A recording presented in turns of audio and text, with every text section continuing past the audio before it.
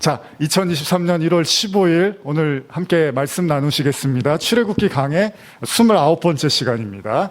출애굽기 강의 29번째 시간입니다. 제목이 좀 난해합니다. 근데 제가 지은 건 아니고요. 성경 본문에 나온 제목인데 한번 같이 읽어볼까요? 시작. 우리 중에 계신가 안 계신가? 누가 계신가 안 계신가일까요? 한번 말씀을 들어보시면서 오늘 본문을 통해서 또 크신 은혜를 받기를 원하고요. 제가 사실은 이제 저도 신년이다 보니까, 목회자다 보니까 아무래도 좀 초반에는 좀 이렇게 힘을 내야 되잖아요. 우리가 한 해를 더 가야 되니까. 그래서 제 마음도 제가 뭐 건강이 뭐 힘이 있든 없든 이런 걸 떠나서 좀 우리 교회 한 해가 또 힘있게 전진해야겠다는 마음이 들어서 제가 좀 더 이제 찬양할 때도 그렇고 힘을 내려고 하는데, 우리 그 작심삼일이라는 말 있잖아요. 3일 지나면 이제 다 똑같아진다는 얘기잖아요. 뭐 그렇게 될 수도 있겠죠. 누구나 다, 여러분들도 그렇고. 근데 일단은 그래도 우리가 한번 힘을 내서 하나님의 말씀에 좀 청종하셔서 올해 또 여러분 개인을 향해서 어떤 말씀을 하기를 원하시는지를 잘 귀담아 들으셨으면 좋겠습니다. 제가 아까도 예배 서두에도 계속 말씀을 드린데 그런 마음이 들었어요. 어제도 예배 준비하면서 예배를 신령과 진정 진심으로 드리지 않으면 오히려 예배가 화근이 될 수 있다는 거예요. 하나님 앞에서는. 그러니까 하나님을 우리가 만홀히 여기지 말아야 된다는 게 그런 말이거든요. 하나님을 기만하지 말라는 게, 우리가 진짜 하나님께 마음을 쏟지 않고 드려지는 예배는 하나님께서 기뻐하지 않을 뿐만 아니라 오히려 그것을 가지고 하나님이 책망하실 수도 있다는 겁니다. 그러니까 올 한 해는 여러분들이 예배를 드리러 오셨을 땐 정말로 그 설교를 들으실 때나 찬양하실 때나 정말로 마음과 정성을 다해서 예배를 드리셔야 됩니다. 그게 여러분들한테 복이 되는 거고 여러분들의 신앙과 삶에도 축복으로 나타내고 은혜로 나타날 줄 믿습니다. 그래서 그런 마음을 가지고 예배에 또 임하시는 한 해가 됐으면 좋겠습니다. 자, 그러면 출애굽기 17장 1절 말씀 같이 읽어보겠습니다. 시작. 이스라엘 자손의 온 회중이 여호와의 명령대로 신 광야에서 떠나 그 노정대로 행하여 르비딤의 장막을 쳤으나 백성이 마실 물이 없는지라. 자, 여러분 17장 말씀이 이제 오늘 우리가 함께 나눌 말씀인데, 본문이요 또다시 이 백성들에게 처한 어려움을 이야기하고 있습니다. 여러분이나 저나 이 말씀을 보면 좀 기가 막힙니다. 왜냐하면 하나님께서 이스라엘 백성을 홍해를 가르고 끌어내 주시고 나서 마라의 쓴물 사건이라든지, 그 다음에 나타났던 먹을 게 없어서 또 광야에서 원망했던 사건, 거기서 모든 게 해결될 줄 알았는데 17장 1절로 가보니까 또 문제가 생깁니다. 무슨 문제냐? 물이 또 없는 거예요. 성경이요, 좀 어떻게 보면 오늘 같은 이런 내용들은 처음 교회로 오신 분들이 들었을 때는 아니 무슨 하나님이 뭐 이렇게 시원하게 해줄 것처럼 하더니 계속 또 문제를 일으키고 이걸 그냥 방관하고 계시네라는 생각을 할 수도 있습니다. 또다시 백성들이 어려움에 닥쳐요. 그러니까 저도 이 본문을 준비하면서 이게 은혜가 되실까, 2023년을 시작하면서 좀 뭔가 활기찬 말씀을 드리고 싶은데 계속 문제에 봉착을 합니다. 참으로 기이할 정도로요, 이 좋은 일, 나쁜 일, 좋은 일, 나쁜 일이 반복이 되고 있습니다. 여러분의 인생도 그렇습니다. 제가 작년에 설교 드렸지만 좋은 일이 있으면 나쁜 일이 있고요, 나쁜 일이 있으면 좋은 일이 있고, 이거는 올 한 해 계속 반복이 될 것입니다. 바로 앞선 16장에서는 어떤 일이 있었죠? 먹을 양식이 없었어요. 굶주렸어요. 그래서 하나님을 원망했어요. 그랬더니 하나님이 만나와 메추라기를 주셨습니다. 그런데 또다시 17장을 넘어오면서 이번에는 물이 없어요. 이게 뭐 장난하는 것도 아니고, 마라의 쓴물에서 또 물 사건을 겪었는데 이제 먹을 게 해결이 되니까 또 물이 없는 거예요. 이게 왜 이러냐는 거예요. 이 내용도 새로울 게 없어요. 그렇죠? 왜 이스라엘 백성들이 마음껏 찬양하고 기쁨의 시간을 보냈으면 좋겠는데 자꾸 문제가 생긴단 말이죠. 그 또한 사흘 길을 걸어서 물을 찾아 헤맸었는데 어렵게 찾아서 마신 물이 너무 써서 마실 수가 없었던 게 바로 마라의 쓴물 사건이잖아요. 그때도 백성들이 원망을 합니다. 그리고 16장에서 애굽을 탈출하고 한 달여의 시간이 지나서 먹을 게 없었을 때도 원망을 하죠. 또 17장에서 물이 없으니까 또 원망을 합니다. 근데 문제는요, 이번에는 좀 더 격하게 반응을 합니다. 16장까지만 해도 원망의 수준에 그쳤지만요, 이번에는요 화가 많이 나서 모세를 붙잡고 싸우려고 합니다. 한번 읽어볼까요? 17장 2절 3절입니다. 시작. 백성이 모세와 다투어 이르되 우리에게 물을 주어 마시게 하라. 모세가 그들에게 이르되 너희가 어찌하여 나와 다투느냐? 너희가 어찌하여 여호와를 시험하느냐? 거기서 백성이 목이 말라 물을 찾음에 그들이 모세에게 대하여 원망하여 이르되 당신이 어찌하여 우리를 애굽에서 인도해 내어서 우리와 우리 자녀와 우리 가축이 목말라 죽게 하느냐. 여기서는 더 화가 납니다. 마실 물이 없으니까 감정이 격해집니다. 그리고 나서 화를 냅니다. 모세에게. 쉽게 말하면 정말로 이 멱살을 잡은 그런 심정이었던 거예요. 근데 너무나 반복적이고 똑같은 양상을 보이는 인간의 태도도 여러분들 한번 생각해 보세요. 현대어 성경에서는 이걸 뭐라고 하냐면 모세에게 대들었다고 표현을 해요. 제가 한번 읽어드릴게요. 17장 4절인데 모세가 여호와께 부르짖어 이르되 내가 이 백성에게 어떻게 하리까? 그들이 조금 있으면 내게 돌을 던지겠나이다. 이런 말이 나와요. 그러니까 화가 너무 나서 모세를 죽이려고 할 생각까지 하고 있다는 거예요, 백성들이. 모세의 말처럼 사람들이 굉장히 흥분하고 화가 났다는 거예요. 물이 없다고. 심지어 모세는요, 자기가 죽을 수도 있다는 두려움까지도 느꼈습니다. 여러분, 어찌 보면 이 대중이라는 게요, 이게 무섭잖아요. 이게 그 군중 심리라고 하죠. 군중 심리라는 게 굉장히 무섭잖아요. 사실 모세가 무슨 잘못을 한 게 없습니다. 그는요, 그냥 하나님의 이끄심을 받아서 말씀대로 대언을 하고 인도한 것 뿐이에요. 근데 모든 원망이 다 모세에게 지금 쏠리고 있다는 거예요. 너 때문이라는 거예요, 너 때문에. 여러분들 혹시 그런 사람 있으십니까? 너 때문이야 라고 생각하는 사람. 뭐가 문제가 잘 안 풀리고 힘든 일이 생기면 다 그 사람 탓하는 사람 있습니까, 혹시? 지금 사람들이 그런 거예요. 모든 원망을 모세 때문이라고 생각을 하는 거예요. 근데 지금 모세가 특별히 뾰족히 할 수 있는 게 없어요.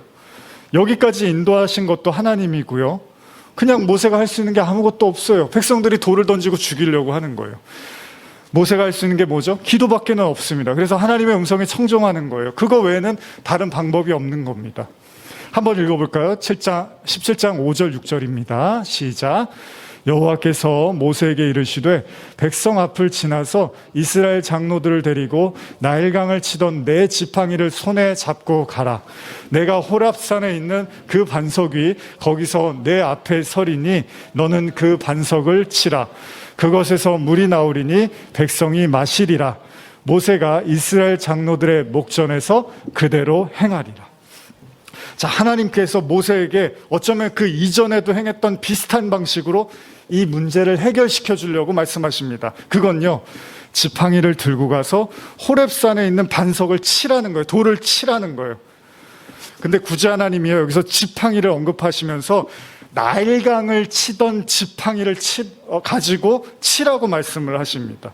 여기를 주목해 볼 필요가 있는데요. 여러분, 나일강을 치던 지팡이가 뭐죠? 이스라엘 백성들이 애굽에서 나올 때 10가지 재앙이 일어났잖아요. 하나님이 애굽에 10가지 재앙을 내릴 때 첫 번째 재앙이 뭔지 아십니까? 나일강의 물을 피로 바꿨어요. 그리고 그 나일강은 뭐였죠? 애굽 사람들의 숭배의 대상이었습니다. 동시에 그들의 젖줄기와 같은 그야말로 중요한 생수였단 말이에요. 근데 바로가 하나님께 저항을 하고 말을 듣지 않으니까 하나님이 제일 먼저 끊어버린 게 뭐냐면 물이었어요. 마실 문을 끌어버렸어요. 그래서 그 나일강을 피로 바꾸게 한 거죠. 다시 말하면 먹을 물을 심판해 버리신 겁니다. 그런데 지금 하나님께서 마실 물이 없다고 원망하는 이스라엘 백성에게 나일강을 상기시키면서 그때 사용한 지팡이를 통해서 다시 물을 주시겠다고 말씀하십니다. 여러분, 이게 무슨 의미가 있을까요? 단순히 생각해 보면요, 물이 써서 물을 못 마시고 있으니까 하나님이 물을 주십니다. 먹을 것이 없어서 원망을 하니까 먹을 걸 주십니다. 또 물이 없어지니까 하나님이 물을 주십니다. 그런 식으로 위기 때마다 하나님을 찾으면 하나님이 해결해 주신대라는 식으로도 이해할 수 있습니다. 근데 조금만 더 생각해 보면 이런 반복적인 활동에서 하나님의 어떤 메시지가 있지 않을까요?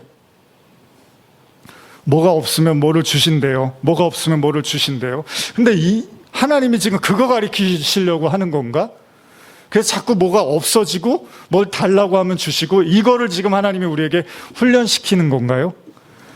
이미 몇 차례 사건을 통해서 여러분들도 느끼셨지만 애굽을 벗어난 이스라엘 백성들이 위기에 봉착할 때마다요, 마치 별책부록처럼 반복적으로 하는 얘기가 뭐죠, 여러분?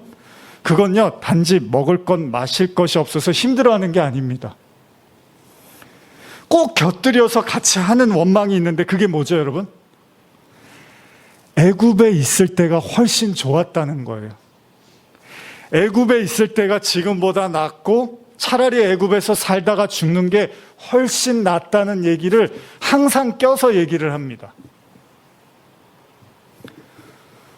그쵸, 여러분? 물이 없어지니까 애굽에 있을 때가 낫어요. 먹을 게 없으니까 애굽에 있을 때가 낫어요. 또 물이 없으니까 애굽에 있을 때가 낫어요. 종살이 할 때가 훨씬 낫다는 거예요. 이걸 우리가 뭐라 그러죠? 노예근성이라고 합니다. 노예근성. 저도 노예근성이라는 우리가 표현을 많이 썼는데 사전을 한번 찾아봤거든요. 인터넷 사전을 보니까 한번 들어보세요. 무슨 일이든지 주체성이 없이 남이 시키는 대로 하거나 남의 눈치만 살피는 성질이래요. 노예근성이.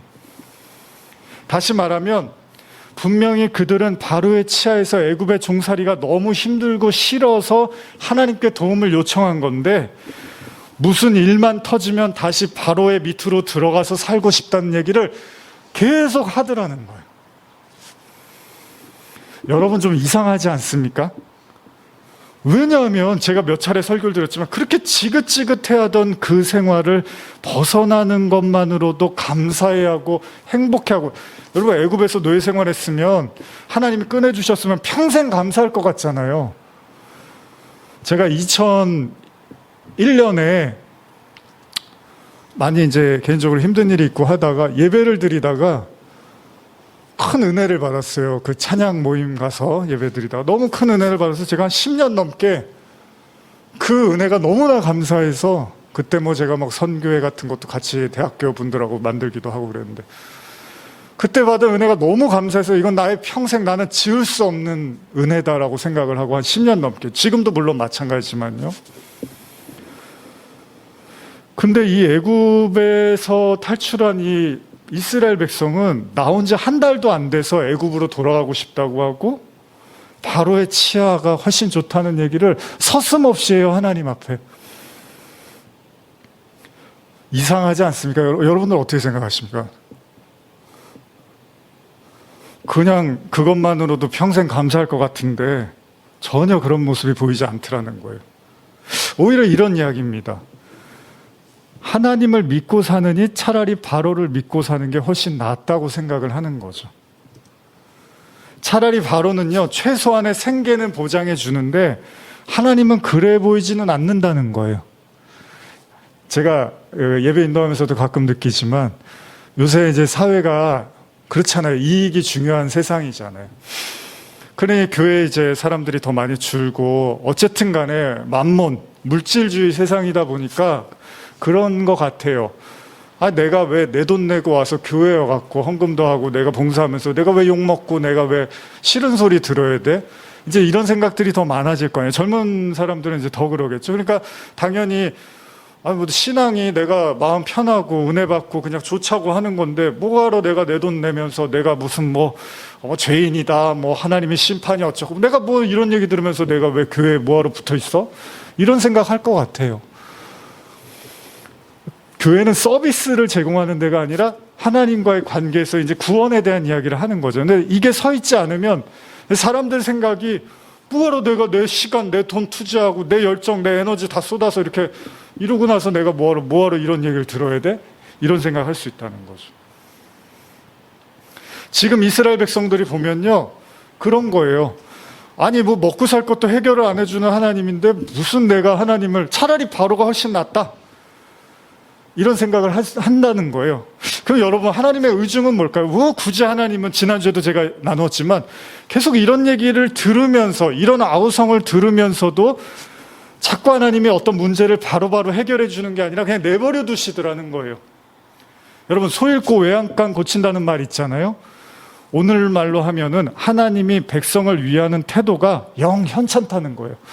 소를 잃기 전에 외양간을 고쳐줘야 되는데 왜 소를 잃고 나서 고쳐주냐는 거예요.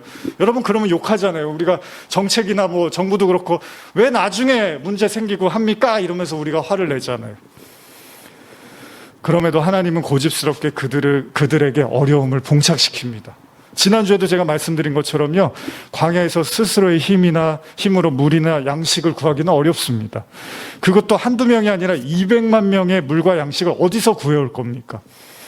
그렇기 때문에 백성이 게으르다든지 뭔가 노력이나 최선의 부족이라고 탓하기는 어렵습니다. 왜냐하면 자기네들이 노력해서 음식과 물을 얻을 수 있으면 하면 돼요. 문제는 할 수 없는 광야에서 그런 문제들이 자꾸 일어나니까 화가 나고 원망이 되더라는 겁니다. 그들이 할 수 있는 일이 아니고 해결할 수 있는 일이 아니라는 겁니다. 자, 그렇게 꽉 막힌 상황이 되면 어떻게 되죠? 모세가 이제 믿기 시작하는 거예요. 너 뭐냐고, 네가 왜 나타나서 우리를 이렇게 애굽에서 꺼내서 우리 이렇게 힘들게 하냐는 거죠. 결국은 모세를 원망하고 하나님에 대한 불신은 당연한 거겠죠. 그럼에도 하나님은 계속해서 그들의 심기를 건드리고 불편하게 하는 것처럼 보입니다. 하나님의 입장에서 생각해 보면요, 여러분, 하나님은 어떻게 생각할까요? 야, 그 물 좀 안 줬다고, 그 먹을 것 좀 안 줬다고 너희가 나한테 이렇게까지 할 수 있니?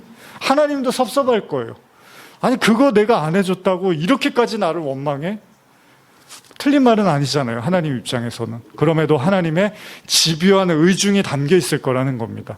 다시 아까 언급했던 나일강을 피로 변하게 했던 그 지팡이, 그걸 들고 모세에게 가라고 말씀하신 하나님을 생각해 보면요, 하나님을 뜻을 거절한, 즉 하나님의 말씀과 명령을 무시하고 대적했던 바로, 이 바로에게 하나님이 애굽의 백성에게 행하신 일이 뭡니까? 마실 물도 없애버리고요, 먹을 양식도 없애버리고요, 곡식도 없애버리고요, 가축도 없애버리고 도저히 생활할 수 없도록 그 모든 걸 다 끊어버리셨습니다. 지금으로 말하면요, 전기, 가스, 물, 먹을 쌀, 하나님이 애굽을 다 뺏어가셨습니다. 근데 어떻죠, 바로가? 그런 상황이 됐는데도 하나님하고 계속 싸우려고 하잖아요. 왜냐하면 그는, 여러분, 이게 중요한 거예요. 왜 바로가 그 모든 걸 잃어버리면서까지 하나님하고 싸웠냐면요, 그는 자기가 믿는 태양신, 라신이라고 하죠, 자기가 믿는 애굽의 신이 더욱 강하다고 철석같이 믿은 거예요. 그러나 그 대가는 혹독했고요, 백성들의 일상은 완전히 망가졌습니다. 그러나 지금 하나님의 백성들의 모습은요, 애굽의 사람들과는 다릅니다. 여러분, 좀 전만 해도 홍해를 건넜다고 찬송과 경배를 드리던 그들이요, 마라의 쓴물을 만나자 하나님에 대한 신앙이 사그러들고요, 이것이 계속 반복되고 있는 겁니다. 왜 우리가 애굽에서 나왔는지 모르겠다며 계속 회의를 갖고 있다는 거예요. 무슨 말입니까? 이스라엘 백성의 마음에 하나님에 대한 믿음과 신앙은요, 애굽의 바로가 믿었던 그 우상에 대한 믿음과 신념에도 거의 미치지를 못하고 있다는 거예요. 그렇잖아요, 여러분. 바로는 물이 끊기고 먹을 게 끊기고 가축이 사라지고 모든 걸 잃어도 자기가 믿는 신을 한번 제대로 믿고 하나님하고 싸워보려고 했는데, 이스라엘 백성들은 다 해주셨고 나왔는데 바로 믿음이 없어져 버리더라는 거예요. 그들의 믿음의 현 주소가 낱낱이 드러나고 있더라는 겁니다. 여러분들이 만약에 다른 신을 섬기는 사람하고 뭔가 대적을 했는데, 붙었는데, 여러분들이 말로는 하나님이 창조주고 하나님이 모든 걸 다 지으시고 우리를 지으시고 구원과 심판의 구주이십니다라고 해놓고 다른 신을 믿는 사람 앞에서 막 불안해하고 떨고 두려워하면, 그럼 우리가 하나님을 그만큼 믿지 못하는 거잖아요. 바로가 그런 거예요. 바로는 그 모든 환경에 어려움이 몰려오는데 자기가 믿는 태양신을 끝까지 한번 믿어보려고 하나님하고 싸워보는 거예요. 그 정도 신앙이 있었던 거예요, 바로에게는. 물론 지난 430년간 애굽에서 노동하고 먹고 살았던 그들입니다. 비록 그들이 히브리인이었지만요, 하나님이 400년 가까이 침묵을 하는 듯 하셨습니다. 그리고 갑작스럽게 등장한 모세로 말미암아 무언가 하나님이 살아계신 것 같고 능력이 많으시고 역사하시는 분이라는 생각도 들었을 겁니다. 그러나 거기까지라는 거예요. 여러분, 430년의 시간을 결코 무시할 수가 없는 거죠. 우리가 간혹요 11조에 대한 이야기를 하잖아요. 교회에서 11조 할 때 단순하게 우리가 물질적 11조만 의미하지는 않잖아요. 물론 11조는 여러 가지 의미가 있습니다, 여러분. 단순히 그 물질적인 어떤 내가 얻어들인 이익의 10분의 1, 수입의 10분의 1만 드리는 것만이 아니라 여러 가지 의미가 있는데, 거기에 여러분 만약에 시간의 11조라는 말을 넣어버리면 하루가 24시간이잖아요. 근데 여러분들이 정말로 그냥 돈만 하나님께 그냥 물질만 11조가 하는 게 아니라 진심으로 11조를 한다면 사실은 시간의 11조도 있거든요. 그러면 하루가 24시간이면 2.4시간 정도의 시간을 하나님께 드려야 되는데 그게 쉽지 않잖아요, 여러분. 하루에 2시간 가까이를 하나님을 묵상하고 기도하고 이렇게 산다는 게 시간적 여유가 있으시면 좀 낫지만 그렇지 않으면 되게 힘들잖아요. 그러면 여러분, 최소한 그 정도의 시간을 들이면서 제가 프랑스에 있을 때 이제 그런 거 되게 많이 했거든요. 교인들이 시간별로 해갖고 하루를 어떻게 쓰고 일주일을 어떻게 쓸지를 다 적어요. 그래서 다 내라고 해요. 그리고 그렇게 살았는지 체크를 하고 그렇게 못 살았으면 막 안타까워하고 기도하고 막 그러거든요. 근데 뭐 우리는 그렇게는 하진 않지만 시간의 11조라는 2.4시간 정도를 하나님께 드린다는 것, 그것이 만약에 그냥 물질적 11조만 생각하는 게 아니라 전체적인 11조를 이해한다면 이스라엘 백성들이요, 광야 40년이라는 시간을 가만히 보시면요, 어떤 의미에서 이스라엘 백성들이 400년 동안 애굽에서 노예 생활을 했잖아요. 그 10분의 1이 40년이잖아요. 어떻게 보면 하나님이 그 애굽에서의 노예 생활을 씻어내기 위한 시간적 11조로 40년의 광야 생활을 허락하셨을 수도 있다는 거예요.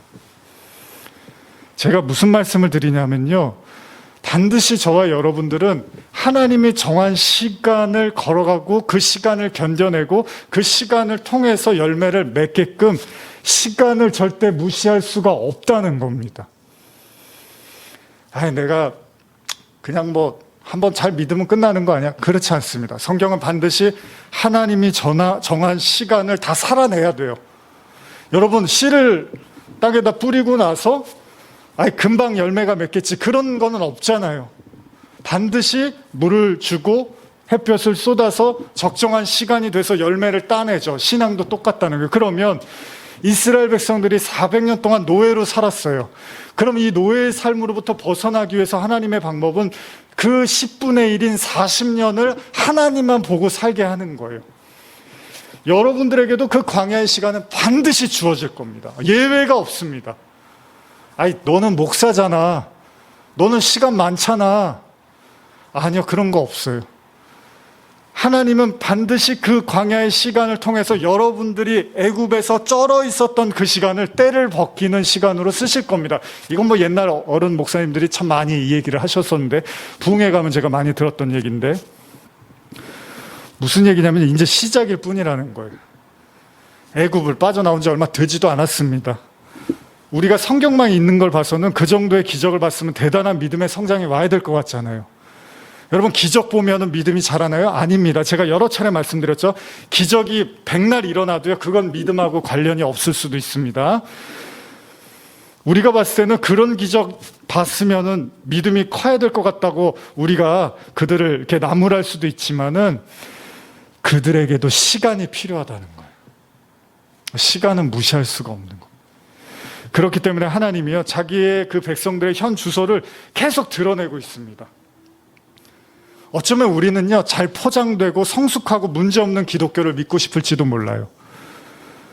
힘든 상황에서 잘 극복했대. 어려운 가운데서 원망하지 않고 이겨냈대. 어려운 상황에서도 믿음을 발휘했대. 그래서 다 잘 풀리고 다 잘 됐대.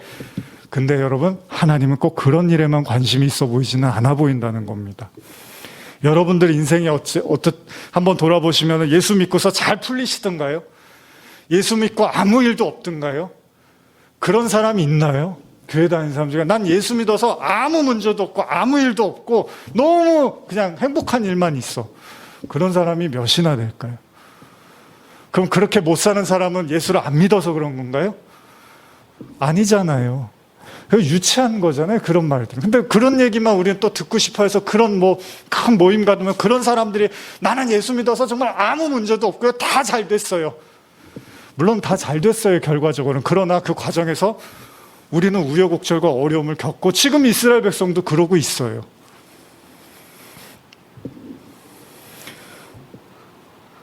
아직 시간이 필요합니다. 여러분, 사람들이요, 힘들면 뭐라 그러죠? 툭하면 하는 말이 힘들어 죽겠네. 아, 죽겠다. 이런 말 많이 하잖아요. 하나님의 백성들은요, 힘들면 툭하면 뭐라 그래요? 애굽이 좋았어. 애굽으로 가고 싶어. 왜요? 여러분, 왜 이런 말을 계속 할까요? 최소한의 생계는 보장됐다는 거예요. 먹고 살 문제는 해결이 됐는데 하나님은 여기에는 무관심해 보이는 것 같다는 거예요. 제가 이런 설교 많이 하면서 저한테도 많이 듣는 얘기가 그런 얘기예요. 황 목사, 좋아. 근데 현실은 현실이잖아. 그러면 하나님은 이상적 하나님이고 현실적 하나님이 아니면 저는 왜 믿습니까, 하나님을? 하나님은 현실까지도 움직이시는 분이 맞잖아요. 우린 그걸 믿는 거잖아요. 그래서 하나님이 어떻게 하세요? 광야 40년 동안 200만 명을 위해서 양식을 다 준비해 놓으셨어요. 하나님은 굉장히 현실적이었어요. 오히려 이스라엘 백성들이 너무 비현실적으로 하나님을 이해하고 있었던 거죠.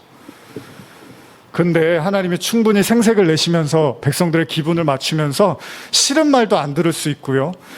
그럴 수 있는데 그럼에도 불구하고 탄성과 아우성을 토로하게 하십니다. 그건요, 왜 그렇죠? 잘 생각해 보세요. 저도 그렇고 여러분도 그렇고 제가 지난 한 주 묵상했던 내용인데 잘 생각해 보세요. 이 이스라엘 백성들의 마음에요, 하나님에 대한 신앙보다는 그냥 바로에 대한 신앙이 훨씬 더 강렬하고 있다는 겁니다.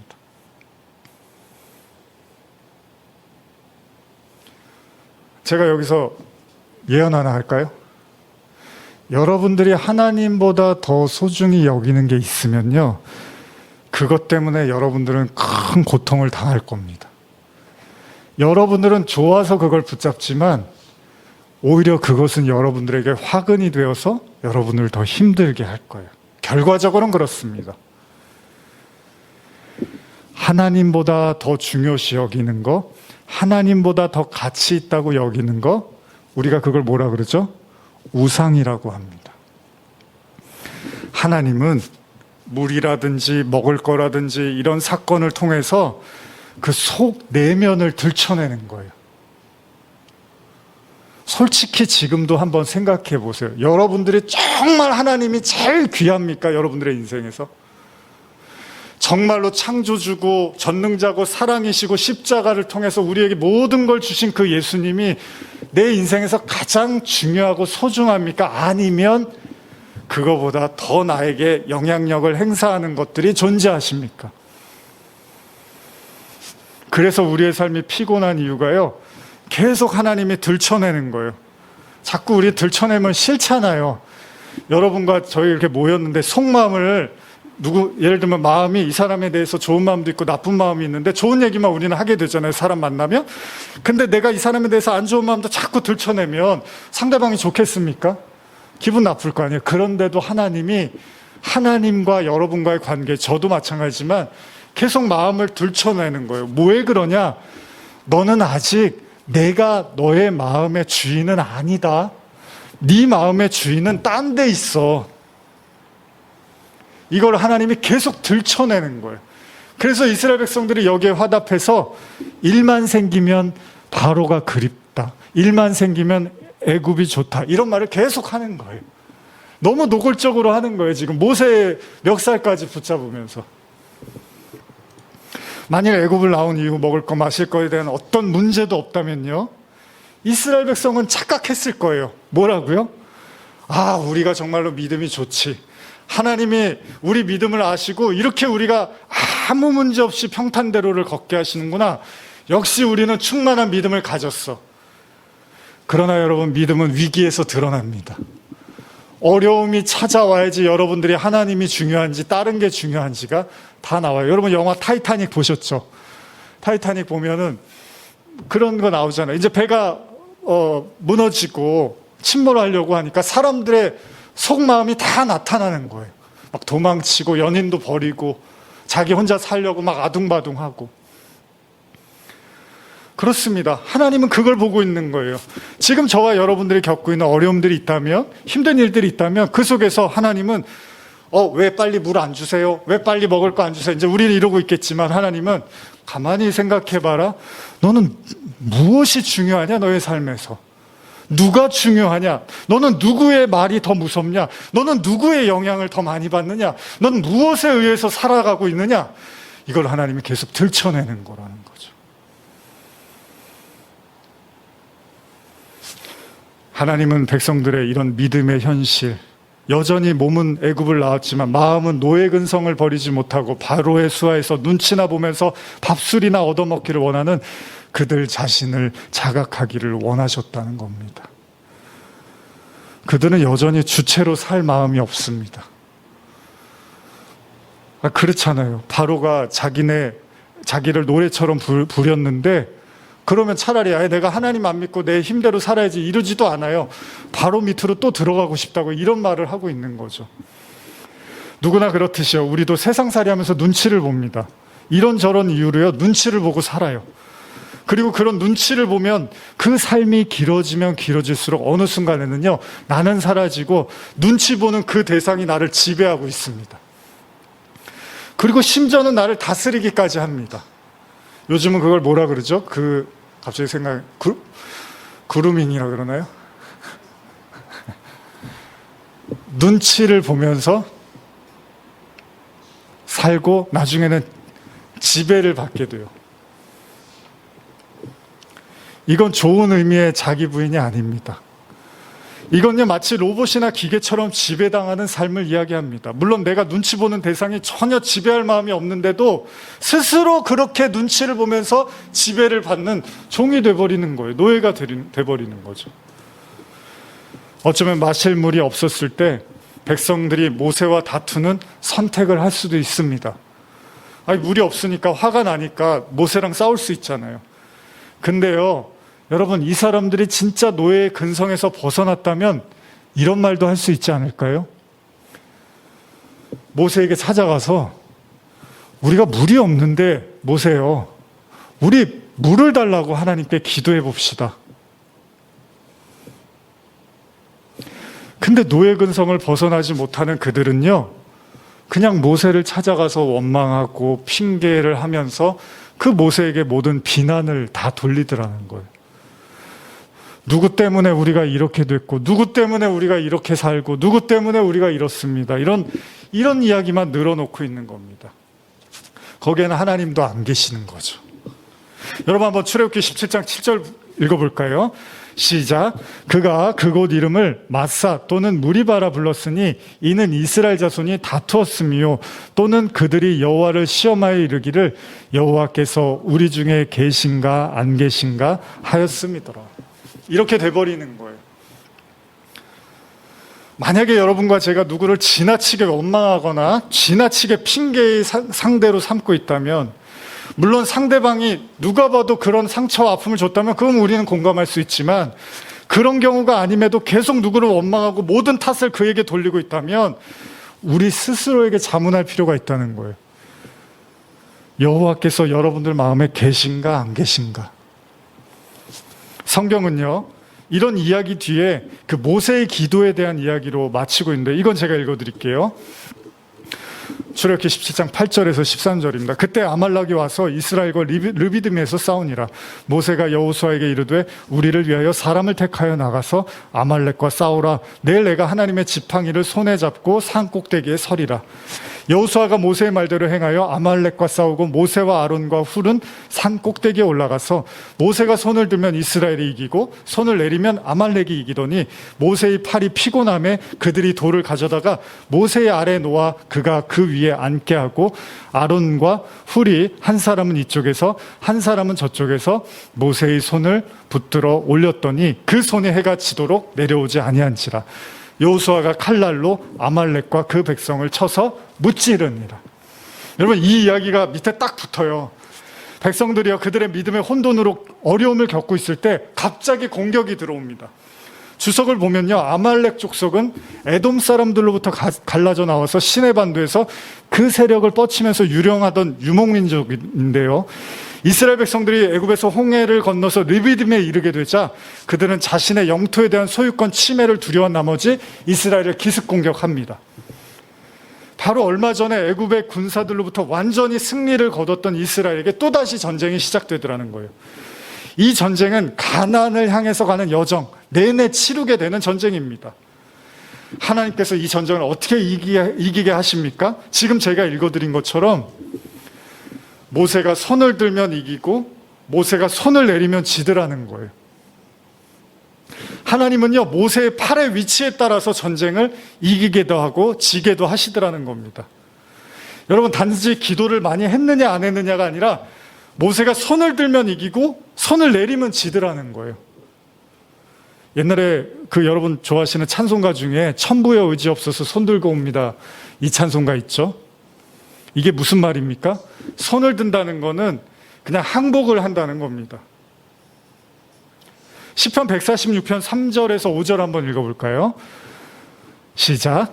귀인들을 의지하지 말며 도울 힘이 없는 인생도 의지하지 말지니 그의 호흡이 끊어지면 흙으로 돌아가서 그날에 그의 생각이 소멸하리로다. 야곱의 하나님을 자기의 도움으로 삼으며 여호와 자기 하나님에게 자기의 소망을 두는 자는 복이 있도다. 제가 장례 예배 때도 이 구절을 인용을 했었는데, 여기 귀인들이라는 게요, 지도자들이라고 현대어는 해석을 하고 있습니다. 번역을. 그러니까 힘 있는 사람들을 의지하지 말고, 인간은 다 힘이 없으니까 호흡이 끊어지면 흙으로 돌아가는 게 인간이니까 하나님을 의지하라는 얘기입니다. 근데 하나님께서 모든 그 전쟁을 통해서 우리에게 한 가지 교훈을 주는데, 여러분과 제가 광야 40년을 통해서 배워야 되는 건 하나님께 두 손을 들고 항복을 하라는 거예요. 무슨 말이냐면, 하나님보다 더 의지하고 눈치 보고 소중히 여기는 게 있으면 그거하고 싸우라는 거예요. 다시 말씀드릴게요.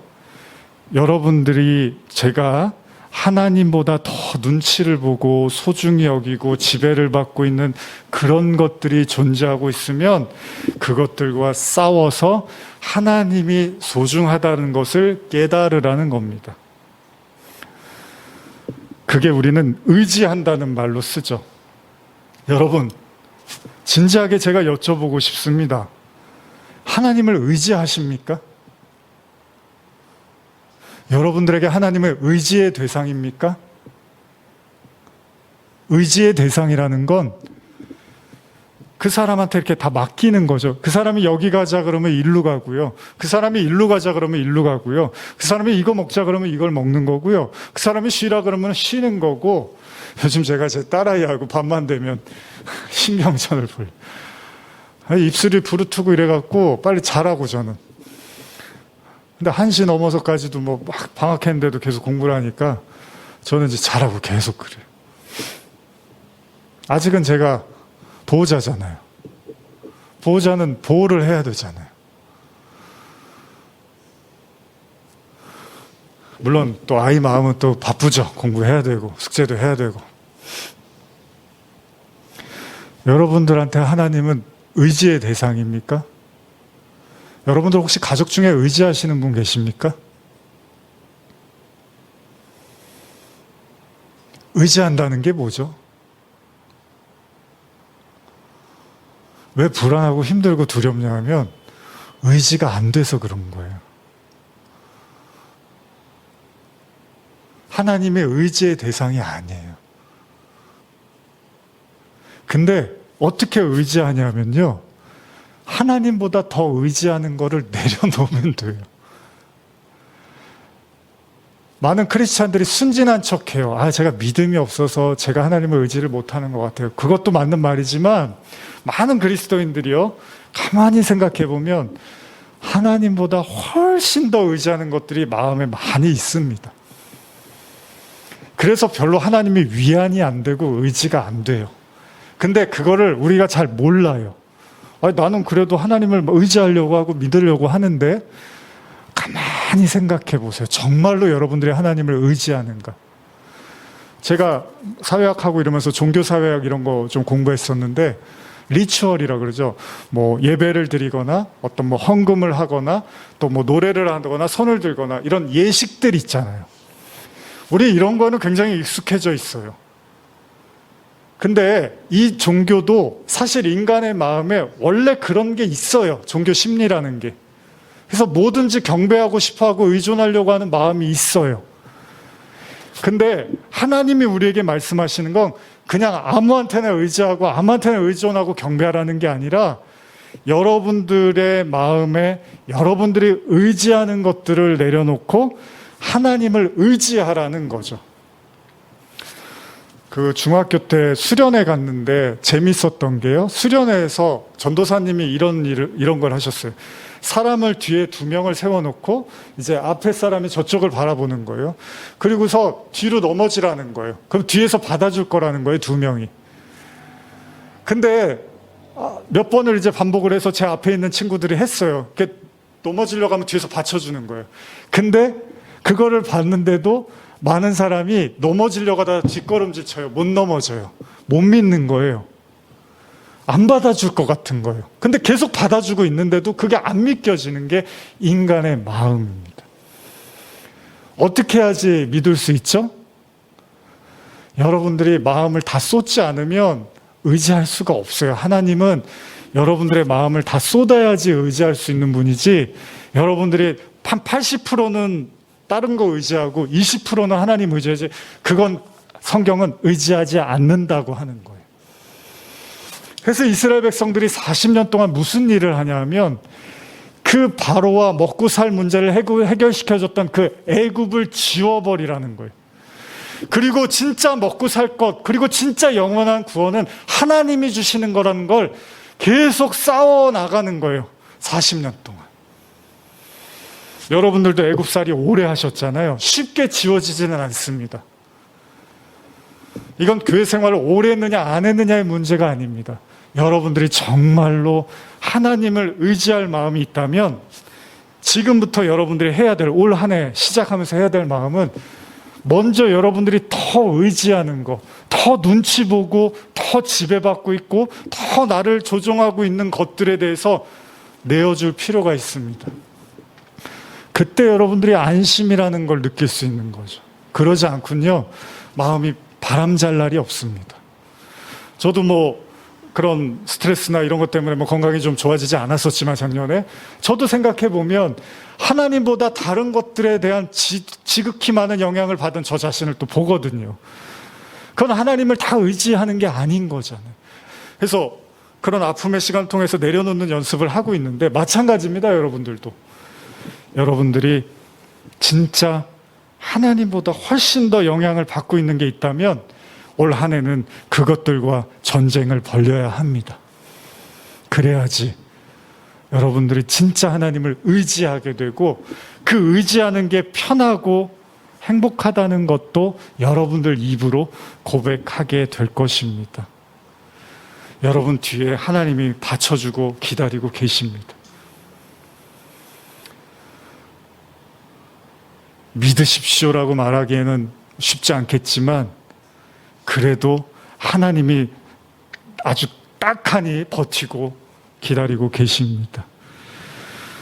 출애굽기 17장 14절에서 16절 한번 읽어보겠습니다. 시작. 여호와께서 모세에게 이르시되 이것을 책에 기록하여 기념하게 하고 여호수아의 귀에 외워 들리라. 내가 아말렉을 없이하여 천하에서도 기억 못하게 하리라. 모세가 제단을 쌓고 그 이름을 여호와 니시라 하고 이르되 여호와께서 맹세하시기를 여호와가 아말렉과 더불어 대대로 싸우리라 하셨다 하였더라. 같은 얘기가 반복됩니다. 애굽에서는 바로를 다시는 보지 않게 하겠다고 하시거든요. 지금 여기서는 아말렉을 다시는 기억나지 않게 하겠다고 하세요. 무슨 얘기예요? 여러분들의 마음에 하나님보다 더 의존하고 여러분들이 의지했던 걸 하나님은 다시는 기억나지 않게 하겠다는 거예요. 오로지 하나님을 의지함으로 여러분들에게 진짜 평화와 안식을 주시겠다는 겁니다. 오늘 설교가 여러분들의 귀에 어떻게 들리셨는지 모르지만 기억하십시오. 진짜 우리가 안식에 이르는, 평안에 이르는 길은 여러분들이 하나님보다 더 소중히 여겼던 것들을 내어버리는 데 있습니다. 이거 안 되면 신앙생활 평생 해도 그 불안과 두려움은 계신가 안 계신가, 계신가 안 계신가, 여기서 못 나와요. 여러분들의 바로를 지우십시오. 여러분들의 아말렉을 지우십시오. 여러분들의 애굽을 내려놓으십시오. 그러면 하나님이 나와 함께 하시는구나. 내가 든든하다. 내가 평온하다. 내가 감사하다. 고백하실 은혜가 있을 것입니다. 축복합니다. 여러분들 모두에게 의지하는 하나님의 은혜가 함께 하시길 간절히 소원합니다. 기도하시겠습니다. 하나님 아버지, 우리에게 하나님은 어떤 대상입니까? 사실 신앙의 현실은 의지하는 데 있습니다. 우리가 예배도 안 빠지고 드리고 찬양도 드리고 어떤 예배 행위를 또 헌금도 하고 전도도 할 수 있지만 진짜 신앙은 하나님을 의지하는 겁니다. 물이 없으면 하나님 물이 없네요. 먹을 게 없으면 하나님 먹을 게 없습니다. 물이 쓰면 하나님 물이 씁니다. 도와주세요. 이렇게 기도할 수 있는데 하나님 물이 없네요. 애굽이 났네요. 하나님 먹을 게 없네요. 애굽이 났네요. 우리의 신앙은 여기서 벗어나지를 못하고 있습니다. 우리 의화평강교회는 2023년 새로워지기를 원합니다. 하나님 물을 주세요. 하나님 먹을 걸 주세요. 하나님 나를 도와주세요. 하나님 외롭습니다. 내 이 외로움도 기쁨으로 바꿔주세요. 하나님 의지합니다. 그렇게 기도하며 나가게 하여 주시옵소서. 오늘 이 자리에 함께한 모든 성도들에게 이 하나님의 의지하는 축복이 함께 하시길 믿사오며 예수님의 이름으로 기도합니다. 아멘.